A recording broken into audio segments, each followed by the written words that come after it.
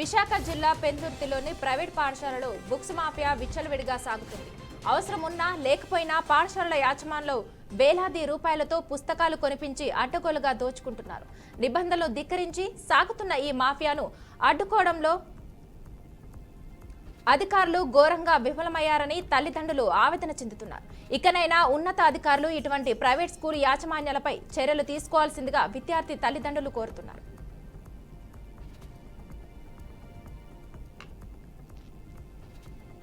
జగన్ రెంటపాళ్ల పర్యటనపై ఎమ్మెల్యే కన్నా Lakshminarayana hot comments చేశారు. ఆత్మహత్య చేసుకున్న నాగేశ్వరరావు విగ్రహావిష్కరణకు రావడం చూస్తుంటే విడ్డూరంగా ఉందన్నారు. పాత సినిమాల్లో మాదిరిగా రాత్రికి రాత్రి వాళ్లే చంపి వాళ్లే సానుభూతిని తెలిపినట్టుందని ఎద్దేవా చేశారు. నాగేశ్వరరావు చనిపోవడానికి పూర్తి బాధ్యత జగన్మోహన్ రెడ్డిదే అని చెప్పారు.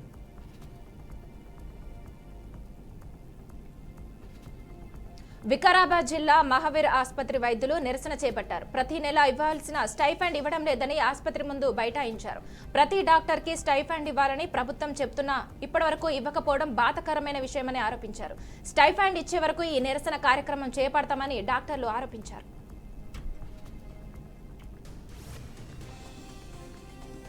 తిరుమల అన్నమయ్య భవనంలో టీటీడీ పాలక మండలి అత్యవసర సమావేశం ఏర్పాటు చేసింది. చైర్మన్ బీఆర్ నాయుడు అధ్యక్షతన ఈ భేటీ జరిగింది. బోర్డు సమావేశానంతరం టీటీడీ ధర్మ ప్రచార పరిషత్పై చర్చలు జరిగాయి. శ్రీవారి వైభవం, సనాతన ధర్మ వ్యాప్తికి విస్తృతంగా చేపట్టాల్సిన కార్యక్రమాలపై చైర్మన్ బీఆర్ నాయుడు అధికారులతో చర్చించాడు.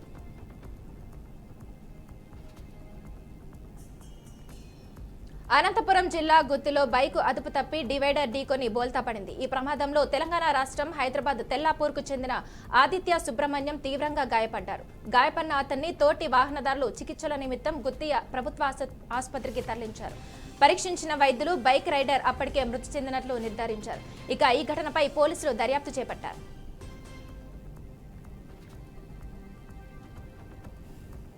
శ్రీ రాజరాజేశ్వర స్వామివారి అనుబంధ దేవాలయమైన బద్దిపోచమ్మ ఆలయం భక్తులతో కిటకిటలాడింది. వేలాది మంది భక్తులు బద్దిపోచమ్మ అమ్మవారిని దర్శించుకున్నారు. తెల్లవారుజామునే భక్తి శ్రద్ధలతో నైవేద్యం వండి బోనం తయారు చేసి ఊరేగింపుగా ఆలయం వద్దకు చేరుకున్నారు. బద్దిపోచమ్మ అమ్మవారికి బోనం సమర్పించి మొక్కులు చెల్లించుకున్నారు. భారీ సంఖ్యలో జనం తరలి రావడంతో క్యూలైన్లు కిక్కిరిసిపోయాయి. అమ్మవారి దర్శనానికి సుమారు 2 గంటలకు పైగా సమయం పట్టినట్లు ఆలయ అర్చకులు చెప్పారు.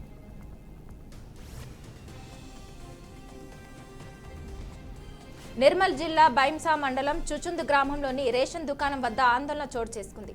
ప్రభుత్వం 3 నెలలకు సంబంధించి ఒకేసారి రేషన్ బియ్యం ఇస్తుండటంతో వినియోగదారులు బారులు తీరారు. పంపిణీలో ఆలస్యం అవుతుండటంతో వినియోగదారులు క్యూలో తోపులాట చోటు చేసుకుంది. దీంతో కొందరికి స్వల్ప గాయాలయ్యాయి. వారిని ఆసుపత్రికి తరలిస్తున్నట్లు స్థానికులు తెలిపారు.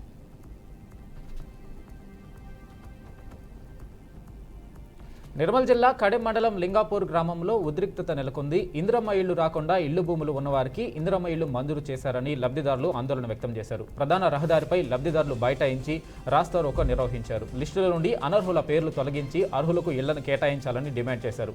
ఎమ్మెల్యే బొజ్జు పటేల్ వచ్చి పక్కా హామీ ఇస్తేనే ఆందోళన విరమిస్తామని లబ్ధిదారులు చెబుతున్నారు.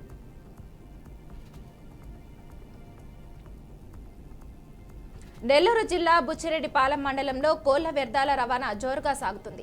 రాత్రుల్లో విచ్చలవిడిగా చేపల గుంటలకు అక్రమంగా కుళ్లిన కోళ్ల వ్యర్థాలను తరలిస్తున్నారు.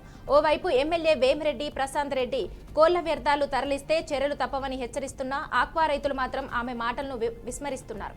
దీంతో కుళ్లిన కోళ్ల వ్యర్థాలను తరలిస్తున్న వాహనాన్ని తెల్లవారుజామున గ్రామస్తులు అడ్డుకున్నారు. ఇక తమ గ్రామం గుండా వెళ్లే వాహనాలను వెళ్లడం ద్వారా దుర్గంధం వెదజల్లుతుందని మండిపడ్డారు. చిన్నారులు, ప్రజలు తీవ్ర ఇబ్బందులు ఎదుర్కొంటున్నారని వాపోయారు.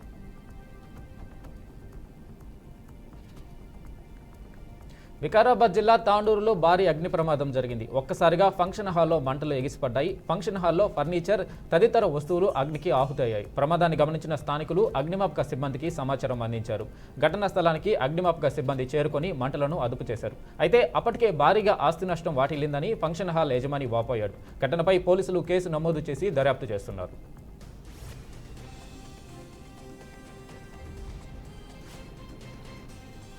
బాపట్ల జిల్లా చీరాల నియోజకవర్గంలోని పలు ఫుడ్ ప్రాసెసింగ్ యూనిట్లను జిల్లా వెంకటమురళి ఆకస్మికంగా విజిట్ చేశారు. కొత్తపేటలోని వేరుశెనక్కాయల ప్రాసెసింగ్ యూనిట్, కారపొడి ప్రాసెసింగ్ యూనిట్లను పరిశీలించారు. ఎఫ్ఎంఈ స్కీమ్ ద్వారా లబ్ధిదారులు ఏర్పాటు చేసుకున్న యూనిట్లను విజిట్ చేసి లాభసాటిగా సాగుతున్నాయా లేదా అని అడిగి తెలుసుకున్నారు. యూనిట్స్ లాభసాటిగా నడవడం వల్ల ఉపాధి అవకాశాలు మెరుగుపడతాయని జిల్లా కలెక్టర్ వెంకటమురళి అన్నారు. చిత్తూరు జిల్లా నారాయణపురంలో అప్పు తీర్చలేదన్న కారణంతో ఓ మహిళను చెట్టుకు కట్టేశారు. ఈ అమానుష ఘటనపై ఆంధ్రప్రదేశ్ హోంమంత్రి వంగలపూడి అనిత తీవ్రంగా స్పందించారు. ఈ ఘటన తన దృష్టికి వచ్చిన వెంటనే ఆమె బాధితురాలితో నేరుగా మాట్లాడి ప్రభుత్వం అండగా ఉంటుందని భరోసా ఇచ్చారు. ఘటనకు సంబంధించిన పూర్తి వివరాలను బాధితురాలి ద్వారా అడిగి తెలుసుకున్నారని తెలిపారు.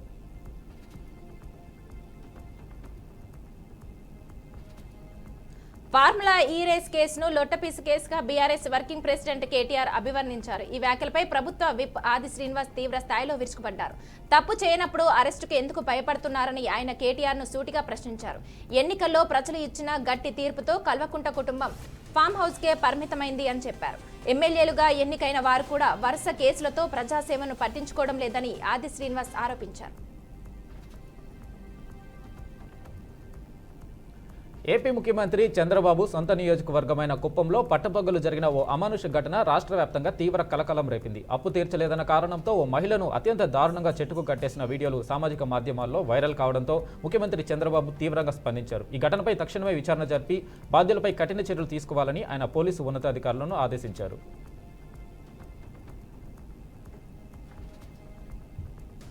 ముఖ్యమంత్రి రేవంత్ రెడ్డిపై మాజీ మంత్రి హరీష్ రావు విమర్శలు గుప్పించారు. రేవంత్ రెడ్డి చేతకానితనాన్ని కప్పిపుచ్చుకోవడానికే కేటీఆర్పై కక్ష సాధింపులకు పాల్పడుతున్నారని మండిపడ్డారు. కేటీఆర్ అంటే ఒక వ్యక్తి కాదని ఒక శక్తి అని తెలిపారు.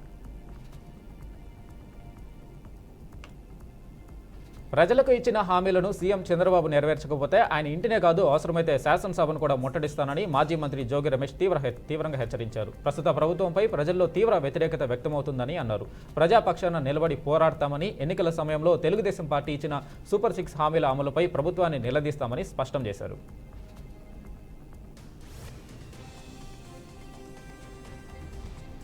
తమిళనాడు గవర్నర్ ఆర్ఎన్ రవి వ్యవహార శైలిపై ముఖ్యమంత్రి స్టాలిన్ మరోసారి తీవ్ర అసహనం వ్యక్తం చేశారు. సుప్రీంకోర్టు తీర్పు వెలువడకుండా గవర్నర్ తన వైఖరిని మార్చుకోలేదని ముఖ్యమంత్రి ఆగ్రహం వ్యక్తం చేశారు. తంజావూరులో మాజీ ముఖ్యమంత్రి కరుణానిధి పేరు మీద కొత్త విశ్వవిద్యాలయం ఏర్పాటు బిల్లును గవర్నర్ పెండింగ్లో ఉంచారని ముఖ్యమంత్రి స్టాలిన్ విమర్శించారు.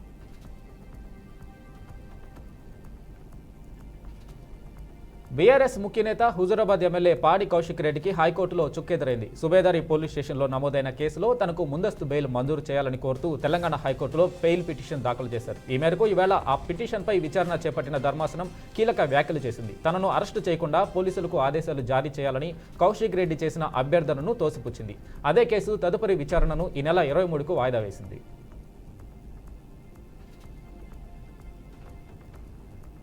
ఫోన్ ట్యాపింగ్ కేసులో కొత్త ట్విస్ట్ చోటు చేసుకుంది. ఏపీ కాంగ్రెస్ అధ్యక్షురాలు వైఎస్ షర్మిల ఫోన్ ట్యాపింగ్ పై సంచలన ఆరోపణలు చేశారు.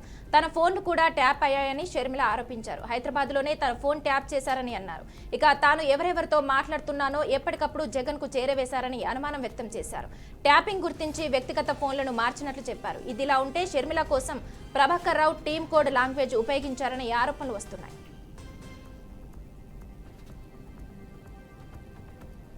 పోలవరం బనకచెర్ల వలన ఎగువ రాష్ట్రాలకు ఎటువంటి నష్టం లేదని మంత్రి నిమ్మల రామానాయుడు పేర్కొన్నారు. గోదావరి నదికి విభజిత ఆంధ్రప్రదేశ్ చివరి రాష్ట్రం అన్నారు. సచివాలయంలో ఈ రోజు ఆయన పవర్ పాయింట్ ప్రెజెంటేషన్ ఇచ్చారు.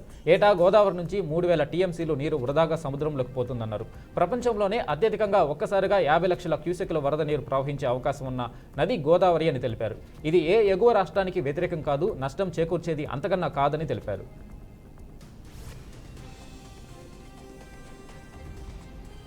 అంబేద్కర్ కోనసీమ జిల్లాలోని ఓ ప్రసిద్ధ ఆలయంలో పట్టపగలే దొంగలు చొరబడి లక్షల విలువైన ఆభరణాలను అపహరించుకుపోయిన ఘటన ఇప్పుడు రాజకీయ రంగు పులుపుకుంది.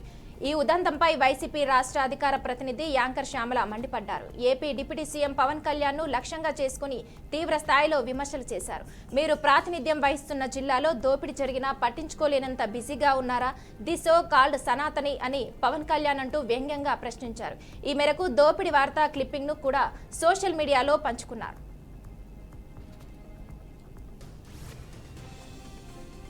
రంగారెడ్డి జిల్లా తాడిపర్తి గ్రామాలలో రెవెన్యూ సదస్సును రైతులు అడ్డుకున్నారు. ప్రభుత్వం అమలు చేస్తున్న సంక్షేమ పథకాలు అందక తీవ్రంగా నష్టపోతున్నామన్నారు. ప్రభుత్వానికి వ్యతిరేకంగా రైతులు నినాదాలు చేశారు. తమ సమస్యను పరిష్కరించడం లేదని అధికారులపై రైతులు ఆవేదన వ్యక్తం చేశారు.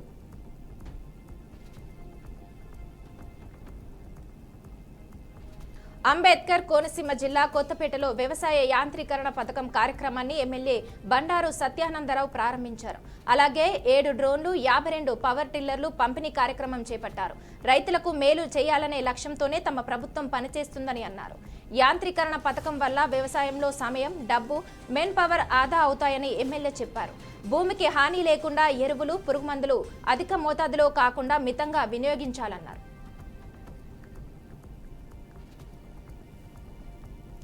చిత్తూరు జిల్లా పొంగనూరులో మున్సిపల్ ఇంజనీరింగ్ కార్మికులు ఆందోళన చేపట్టారు. తమ జీతాలు పెంచాలంటూ డిమాండ్ చేశారు. సమస్యలు పరిష్కరించాలని 2 రోజుల నుంచి ఈ నిరసన కార్యక్రమం జరుగుతుందన్నారు. రాష్ట్ర ప్రభుత్వం వెంటనే జీతాలు పెంచాలని, కారుణ్య నియామకాలను చేపట్టాలని తెలిపారు. ఇంజనీరింగ్ కార్మికులకు కనీస వేతనం 29,000 రూపాయలు మంజూరు చేయాలని, కార్మికులకు సంక్షేమ పథకాలు అమలు చేయాలని కోరారు.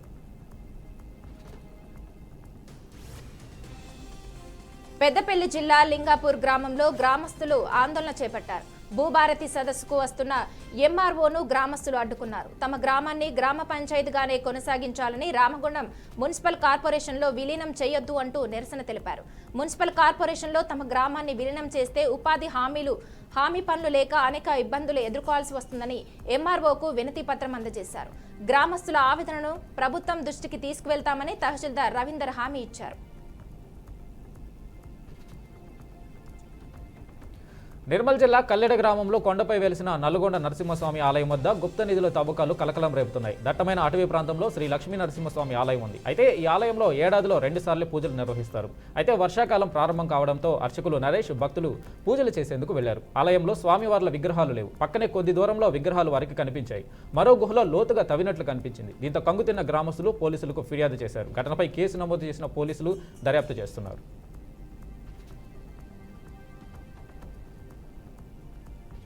శ్రీ సత్యసాయి జిల్లా గోరంట్ల కస్తూరిబా గాంధీ బాలికల విద్యాలయాన్ని మంత్రి సవిత పరిశీలించారు.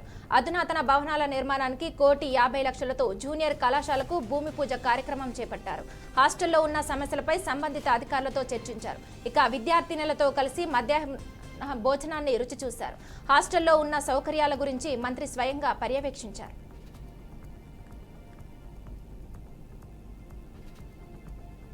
విశాఖలో అంతర్జాతీయ యోగా దినోత్సవాన్ని నిర్వహించడం మన అదృష్టమని హోంమంత్రి అనిత అన్నారు. 326 కంపార్ట్మెంట్లలో 2,000 సీసీ కెమెరాలు ఏర్పాటు చేసినట్లు ఆమె తెలిపారు. ట్రాఫిక్ సమస్యలు లేకుండా జాగ్రత్తలు తీసుకుంటామన్నారు. ప్రతి ఒక్కరికి మ్యాట్, టీషర్ట్, ఓఆర్ఎస్ బాటిల్ ఇవ్వమన్నట్లు చెప్పారు. యోగా ప్రపంచానికి భారత్ ఇచ్చిన గిఫ్ట్ అని మంత్రి అన్నారు.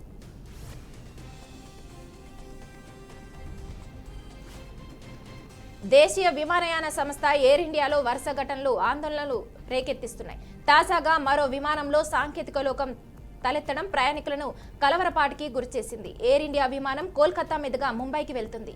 ఈ క్రమంలో విమానంలోని ఇంజన్లో సాంకేతిక లోపం తలెత్తింది. దీన్ని సిబ్బంది వెంటనే గుర్తించి అప్రమత్తమయ్యారు. భద్రతా కారణాల రీత్యా ప్రయాణికులను విమానం నుంచి దించేశారు. విమానంలో అధికారులు తనిఖీలు చేపట్టారు.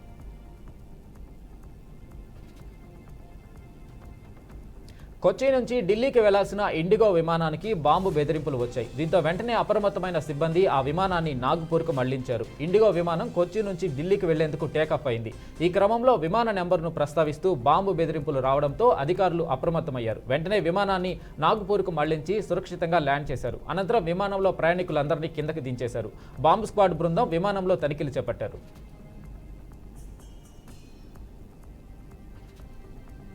కాకినాడ జిల్లా జగ్గంపేట మార్కెట్ కమిటీ చైర్మన్ గా అడప భరత్ కుమార్ స్వీకార కార్యక్రమం ఘనంగా నిర్వహించారు.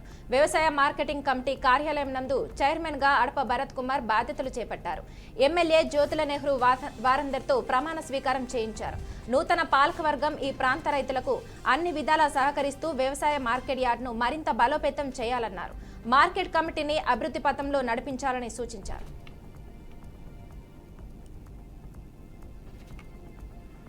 తిరుపతి జిల్లా మామిడి రైతులను రాష్ట్ర ప్రభుత్వం అన్ని విధాలుగా ఆదుకుంటుందని జిల్లా కలెక్టర్ వెంకటేశ్వర్ తెలిపారు. రైతులు తీసుకున్న జాగ్రత్త వలన మామిడి దిగుబడి పెరిగిందన్నారు. జనవరి నుంచి కూడా రైతులు మామిడి పండ్ల నాణ్యత, క్వాలిటీ బాగుండాలని సూచించారు. గడిచిన 2-3 సంవత్సరాల కంటే గుజ్జు పరిశ్రమ ఈ సంవత్సరం ఎగుమతి ఎక్కువ చేయడం జరిగిందని అన్నారు. అంతర్జాతీయ మార్కెట్ పరిస్థితులు, యుక్రెయిన్ యుద్ధం వలన మామిడి పల్ప్ ఎగుమతి అనేది చాలా వరకు తగ్గిందని చెప్పారు.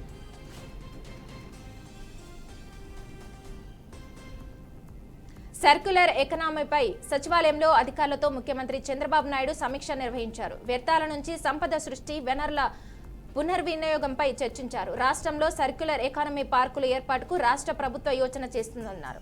సర్క్యులర్ ఎకానమీ కింద కేంద్ర ప్రభుత్వం గుర్తించిన 11 రంగాలపై దృష్టి పెట్టినట్లు వెల్లడించారు.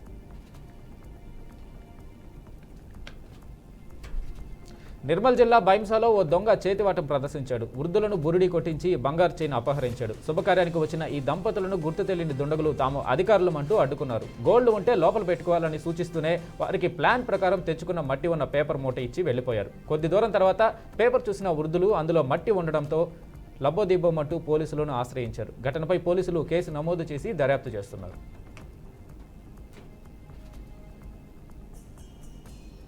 జనగాం జిల్లా రఘునాథపల్లిలో రేవంత్ రెడ్డి చిత్రపటానికి రైతన్నలు పాలాభిషేకం చేశారు. రైతు భరోసా ఇచ్చినందుకు గ్రామ రైతులు ఆనందం వ్యక్తం చేశారు. ఇక ఈ కార్యక్రమానికి ముఖ్య అతిథిగా జిల్లా గ్రంథాలయ చైర్మన్ మార్చోడు రాంబాబు పాల్గొన్నారు. ఆర్థిక పరమైన ఇబ్బందులు ఉన్న రైతులను ఆదుకోవాలని దృక్పథంతో రైతు భరోసా ఇవ్వడం జరిగిందన్నారు. రైతులకు సన్నవడ్లకు బోనస్ ఇవ్వడం జరుగుతుందని చెప్పారు.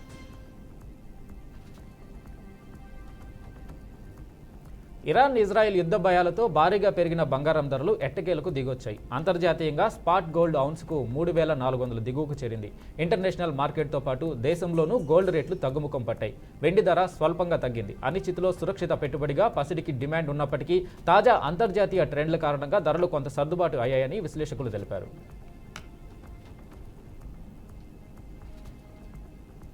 ఇజ్రాయెల్ ఇరాన్ యుద్ధం తీవ్రతరం కావడంతో ఇరాన్లో చిక్కుకున్న 10,000 మంది భారతీయులను రక్షించేందుకు భారత ప్రభుత్వం ప్రత్యేక ఆపరేషన్ ప్రారంభించింది.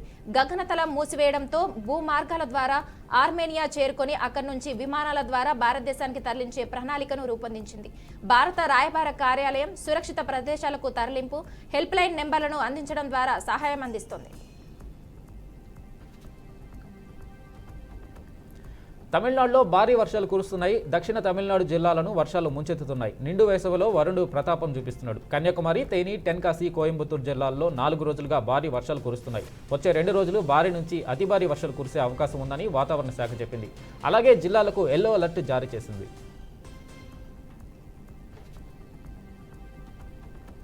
హిమాచల్ ప్రదేశ్లో ఘోర ప్రమాదం జరిగింది. ప్రతిఘాట్ దగ్గర బస్సు అదుపు తప్పి లోయలో పడింది. ఈ ప్రమాదంలో 17 మంది ప్రయాణికులకు తీవ్ర గాయాలయ్యాయి. క్షతగాతులను స్థానిక ఆసుపత్రికి తరలించినట్లు అధికారులు తెలిపారు. జాహూ నుంచి మండి వెళ్తుండగా ఈ ప్రమాదం జరిగిందన్నారు. ప్రమాదానికి కారణాలపై పోలీసులు దర్యాప్తు చేస్తున్నట్లు వెల్లడించారు. స్థానిక సంస్థల ఎన్నికలపై మంత్రి పొన్నం కీలక వ్యాఖ్యలు చేశారు. కులగణన చట్టం చేసి గవర్నర్ ఆమోదం తర్వాత కేంద్రానికి పంపించామన్నారు. అందుకే గ్రామ పంచాయతీ ఎన్నికలు ఆలస్యమయ్యాయని చెప్పారు. కొందరు అపోహలు కలిగే విధంగా మాట్లాడుతున్నారని మండిపడుతున్నారు. 42% రిజర్వేషన్లకు కట్టుబడి ఉన్నామన్నారు. అనుమానాలు, అపోహలు అవసరం లేదని పొన్నం చెప్పుకొచ్చారు.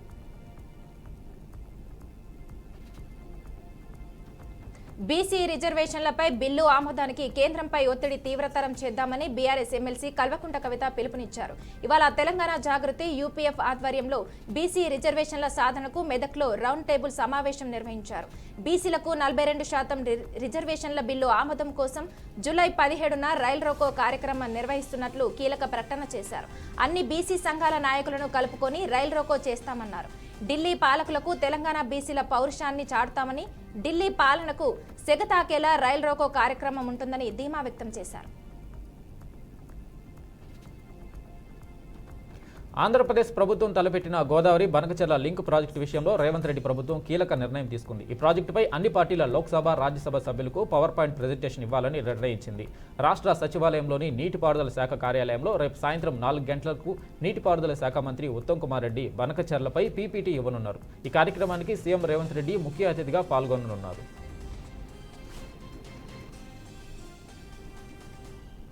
గత 5 ఏళ్ల పాలనలో జగన్ సర్కార్ ఆరోగ్య వ్యవస్థను సైతం భ్రష్టు పట్టించిందని మంత్రి సత్యం కుమార్ అన్నారు. మిగతా వ్యవస్థల మాదిరిగానే ఆరోగ్య వ్యవస్థను కూడా నిర్వీర్యం చేశారని మండిపడ్డారు. ప్రజలు కూడా చూశారని, దానికి అనుగుణంగానే తీర్పు ఇచ్చారని వ్యాఖ్యానించారు. ఆరోగ్య వ్యవస్థ మీద కూడా దాదాపు 6,500 కోట్ల అప్పులు ఉన్నాయన్నారు. వేసవి సెలవులు ముగిసినప్పటికీ తిరుమల తిరుపతి దేవస్థానంలో భక్తుల రద్దీ ఏమాత్రం తగ్గడం లేదు. ఇటీవల రైల్వే శాఖ సర్వీసులను అధికం చేయడంతో తిరుమలకు ప్రయాణం ఈజీ అయింది. దీంతో తిరుమలలో గత 20 రోజులుగా భక్తుల రద్దీ కొనసాగుతూనే ఉంది.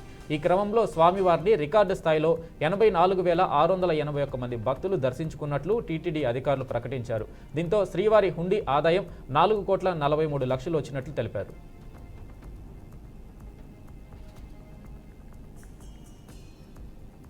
హైదరాబాద్లోని ఇందిరా పార్క్ వద్ద గల ధర్నా చౌక్లో కమ్యూనిస్టు పార్టీలు హక్కుల సంఘాల నేతృత్వంలో మహాధర్నా జరిగింది.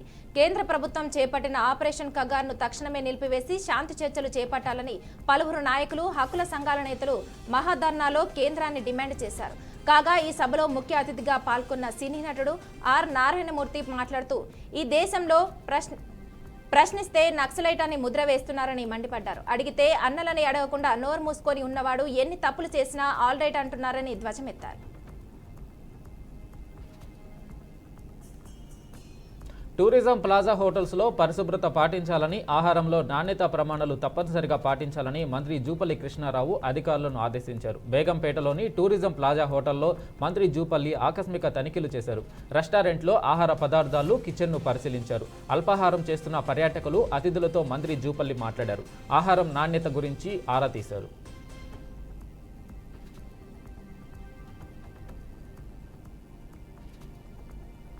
తెలంగాణలో వర్షాలు కొనసాగుతాయని హైదరాబాద్ వాతావరణ శాఖ కేంద్రం వివరించింది. పలు చోట్ల తేలికపాటి నుంచి మోస్తరు వర్షాలు కురిసే అవకాశం ఉందని పేర్కొంది.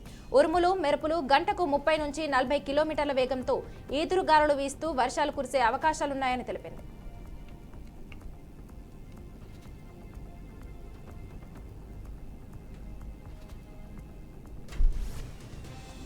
భారత్ ఆకాంక్షలతో కూడుకున్న దేశమని, భాషల ఆధారంగా విభజన జరగడం సరికాదు అని ఉపరాష్ట్రపతి జగదీప్ ధన్కర్ తెలిపారు. దేశ భవిష్యత్తులను దృష్టిలో పెట్టుకుని భాషా వివాదం నుంచి బయటపడాలని ఆయన ప్రజల్ని కోరారు.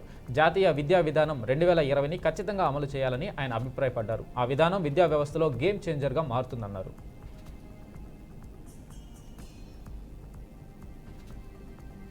అహ్మదాబాద్లో ఎయిర్ ఇండియా విమానం కూలింది. ఆ సమయంలో అక్కడ 1000 డిగ్రీల ఉష్ణోగ్రతతో మంటలు చెలరేగాయి. పెద్ద ఎత్తున పొగ కమ్ముకుంది. అయితే విమాన ప్రమాద ప్రాంతంలో ప్రయాణికుల లగేజ్, విమాన శిథిలాలు చెల్లాచెదురుగా పడ్డాయి. ఇక ప్రమాదం అనంతరం ఘటనా స్థలానికి పెద్ద మొత్తంలో బంగారు ఆభరణాలు, నగదును అధికారులు గుర్తించి స్వాధీనం చేసుకున్నట్లు తెలిపారు.